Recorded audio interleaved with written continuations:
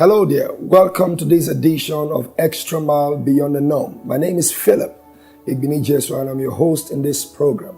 In the past couple of editions, I've been speaking to a matter that I consider very important as a Nigerian citizen, which is fundamentals of discipling a nation.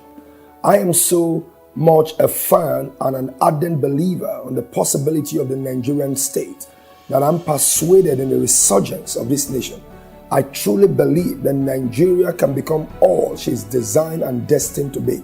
I don't think it's an accident of history that Nigeria is so endowed with all kinds of human and natural resources. I believe the benevolent God in his all-knowing wisdom has deliberately put a number of these things in place to make Nigeria very strategic as a nation within a community of nations. And that's why in the past editions I've been speaking on different things that I think are vitally important as a process of being able to disciple our nation.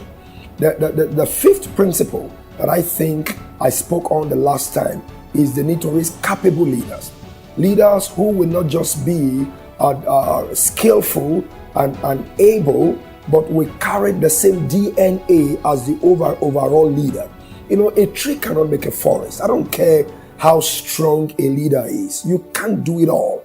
You must be deliberate, and leadership of that quality and caliber are deliberately raised. It's not something you leave to chance. It's not something that comes by accidental, occurrences. You have to have a process of being able to raise such people from across the length and breadth of the whole nation. Not people who speak your language, not people who belong to your religion alone. When we do that, we show ourselves undeserving of the high office and the trust that leadership, demands and deserves.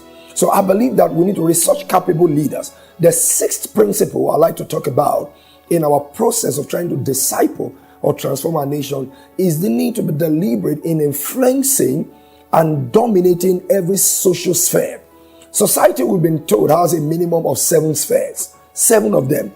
Each of these dominant sectors or sphere or strata of society must have people who carry a passion, who carry a skill, who understand the wherewithal to be able to transform that particular sector from education to religion, to media, to family, to business, to governance, and all of it. All of these 7 spheres of society must have leaders who have a singular mandate to not just go in there and lead, but to transform culture, to reset structures, to ensure that the domineering attitude, the attitudinal approach of people within that sector change. Let me give you an example. For instance, our home movie industry, that is popularly called Nollywood, has become very influential. Has it not occurred to us that that is one sector, for instance, that government can be deliberate about in using to restructure or what do you call it, change the mindset of the Nigerian populace? Instead of just promoting just the things that can only fetch money, we can be deliberate, come out with cutting-edge movies that speaks to the mindset, the culture, the approach to the way we do things as a people. And if we do that deliberately, consistently, we can get the transformation that we so desire. Because ultimately, sloganeering, nice statements and platitudes, and all kinds of announcements and good people, good nation, it's not enough.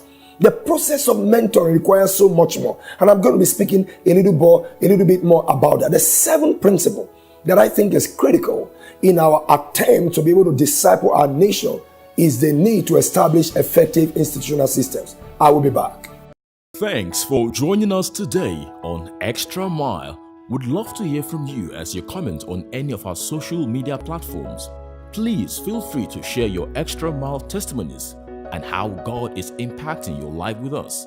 We look forward to seeing you next time on Extra Mile.